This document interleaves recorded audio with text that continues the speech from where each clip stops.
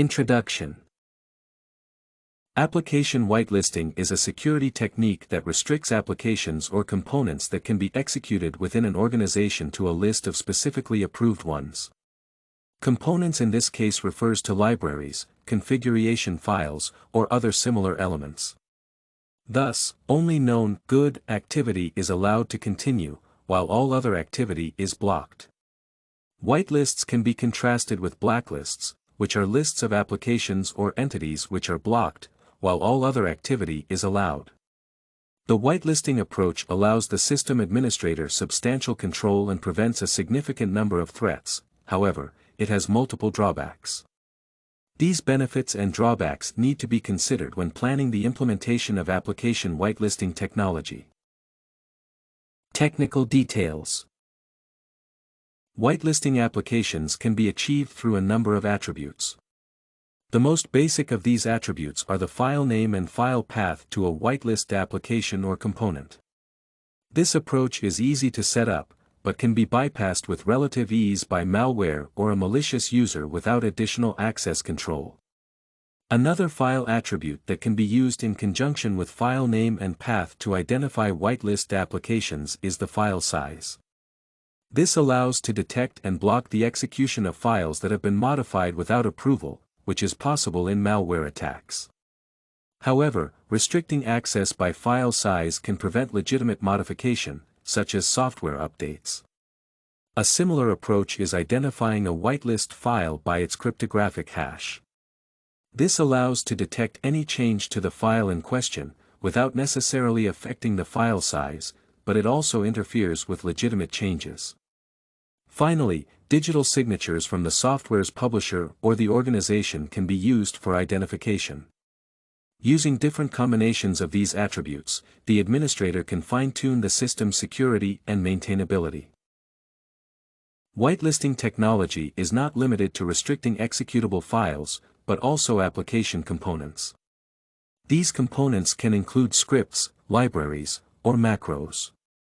Combined with the multiple methods of identification of whitelist applications, this allows the administrator to create customized lists that include stricter or more relaxed rules for different applications. This affords some degree of flexibility to application whitelisting technology.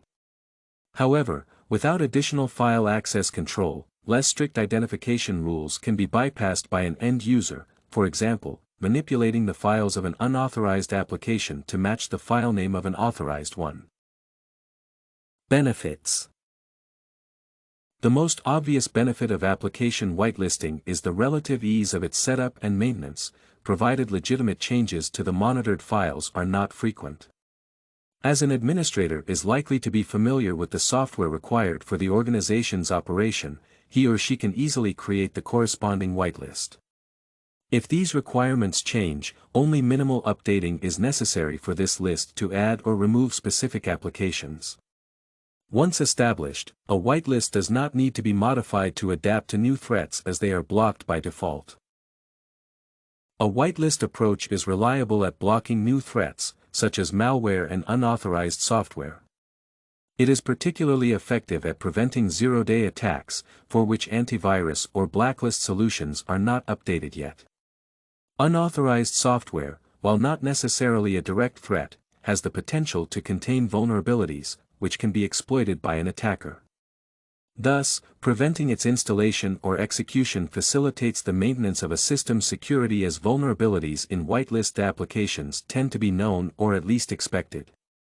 Finally, a potential side benefit of limiting the applications allowed on a user's computer is improving his or her productivity by preventing the installation and use of games, messengers, or other distracting software. Application whitelist technology is also useful in incident response. As it generally monitors authorized files for changes, it can alert the system's administrator if such a change occurs, potentially blocking it or checking other hosts for modifications to the same files. This property allows to quickly detect and respond to an attack and mitigate its damage, especially if the whitelisting technology is capable of preventing modifications. Drawbacks. Although an application is easy to add to a whitelist, issues may arise when its files are often legitimately modified. For instance, an application that receives frequent updates from its vendor will need to have its entry in the whitelisting solution updated every time. This can be time-consuming and cause significant delays if the updates are sufficiently frequent or numerous. This necessitates delaying, postponing, or canceling such updates, which can cause delays in the workflow or connectivity issues if an external contact requires a later version of the software. Alternatively, the identification criteria can be relaxed for frequently updating applications, which reduces the overall security of the system. Another issue related to whitelisting techniques is the user's loss of control over his or her system. As any application the user attempts to install or execute requires additional clearance from the administrator, vetting the application can take time and cause delays. This is particularly true for open environments where individual users are allowed or required to often change their applications. Maintaining a whitelist without causing excessive delays in such an environment can be cumbersome or unfeasible. Additionally, limiting a user's access to unauthorized applications limits his or her ability to customize his or her work environment by installing assistive software, web browser extensions, or similar applications.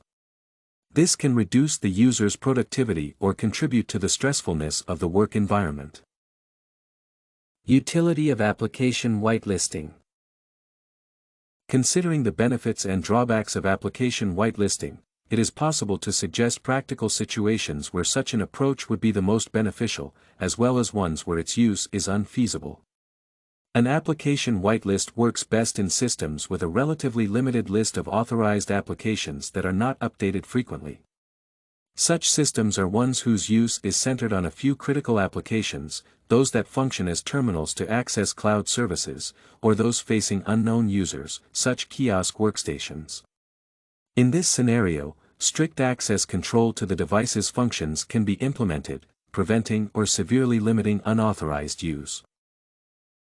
A situation where an application whitelisting approach is not feasible is one where hosts run non-uniform applications, frequently update or modify them, or install new applications. Therefore, scenarios where end users within a network are allowed to significantly customize their work environment, use a diverse or frequently changing set of applications are less suited to the implementation of application whitelisting solutions. These scenarios can describe an office environment of a creative organization, such as a design firm. StudyCorgi.com has everything you need for successful studies.